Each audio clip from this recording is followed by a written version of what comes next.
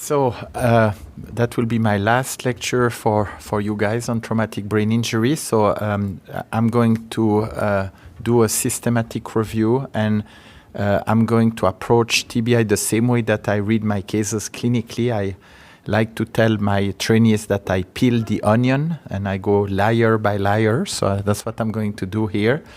So the first thing that I always look at are that I'm looking for are the scalp hematomas. I'm not that interested in the scalp hematomas themselves because I think that the clinicians can diagnose them a lot better than us. But I like to detect the scalp hematomas because that way I will know where the patient hit their head. And that helps me looking for the other traumatic brain injuries that I'm more interested in. As you know, there are different types of scalp hematomas. The most common one is the subgaleal hematoma, which is relatively superficial. And as such, it's not constrained by anything.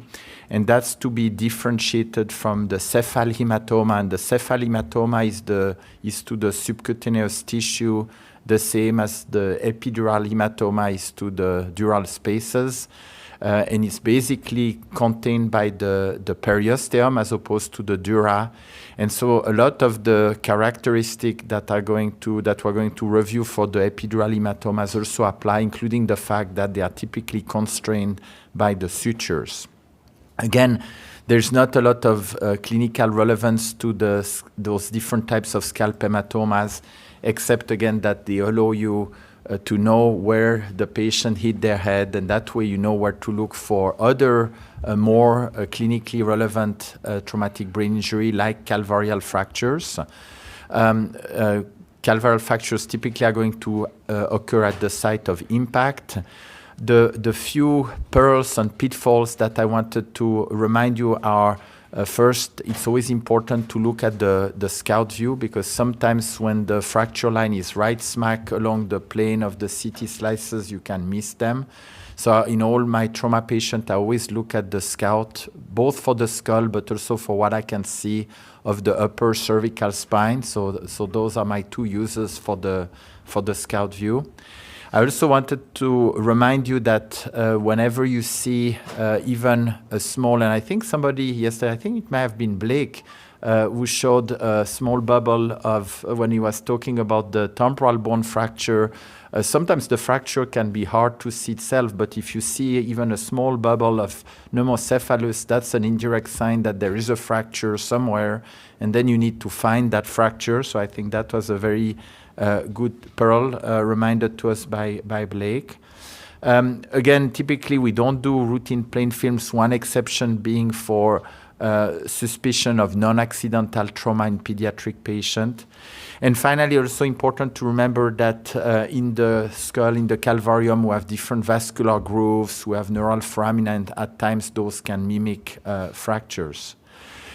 Fractures, what should you report about them? So there are several types of fracture that are more clinically relevant than others. They become of more concern when they overlay dural venous sinus, when they overlay the middle meningeal artery. We'll review that when we'll talk about epidural hematomas in a little bit. If they are depressed, especially if they are depressed significantly over some eloquent cortex. If they are open, of course, because then there's an associated risk of infection. And from that perspective, most of the skull-based fracture are of concern because they can lead to either infection or CSF leaks. And of course, if they traverse some very important of those neural foramen, because they could affect either the vessels or the cranial nerves that are running through those different foramina. Here was an example of non-accidental trauma with a fracture that you see on the plain film.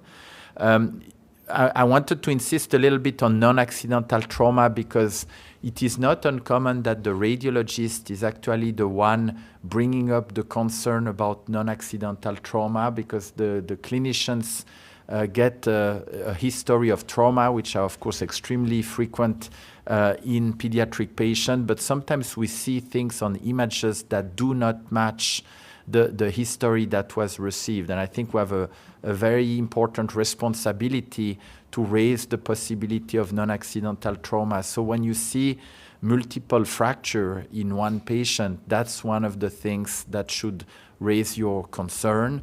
If the fractures or the traumatic brain injuries that you see are more extensive than what you would expect for the severity of the trauma that has been reported. If you see associated injuries, especially if there are different ages, you can see that in this case you have what looks like a more acute subdural hematoma and one that is a little bit less dense. Again, it's not an absolute findings, but that could suggest that you have here lesion of different ages, so that's something that you should worry about. And so here, again, are a couple of those things that I mentioned. So again, if you see unexplained skull fracture, too many injuries for the type of trauma reported, lesions of multiple ages, and of course, if you see more severe injuries, then it's a motivation to do a whole skeleton survey. And again, I think we play very important as radiologists to raise a possible concern about non-accidental trauma. All right, so we have done the skin, we have done the skull, so we're keeping with our process of peeling the onion. And so the next step is to differentiate epidural and subdural hematomas. So I'm going to contrast them. So epidural hematomas typically happen in younger patients, whereas we'll see later that for subdural hematomas, you need to have a brain that's smaller than your skull. So it's either when you are dealing with a young child because their brain hasn't fully matured yet, or you are dealing with an older patient and their brain has shrunk within the skull. And you need that space between the brain tissue, the brain parenchyma and the skull to get a subdural hematoma. But again, for epidural hematomas, you are going to deal with the intermediate age category and typically young patients. Epidural hematomas are typically arterial, but they can also be venous, whereas you will see that subdural hematomas are typically venous. And finally, with epidural hematoma, you have this clinical presentation with that lucid interval where patient basically may lose consciousness at the time of the trauma, then they wake up again and they can speak, and then after a certain amount of time, they are going to have decreased level of consciousness again. In terms of imaging, so and that's why detecting the scalp hematoma may be important. The epidural hematomas tend to happen at the site of the coup, at the site where you see the scalp hematoma. They are typically biconvex in shape. We're going to see examples. They cannot cross sutures because they are contained by the dura, but they can cross dural attachments, so they can extend from one side of the brain to the other, or they can extend from the middle to the posterior cranial fossa.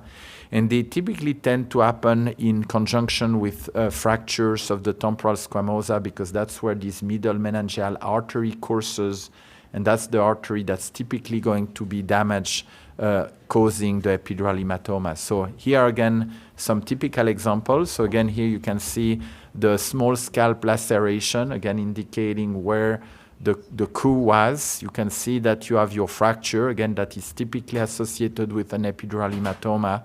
And you can see that the epidural hematoma has this typical biconvex shape with some mass effect here on the lateral ventricle. And I'll come back later in my presentation on the mass effects and the possible herniation that can accompany those epidural hematomas.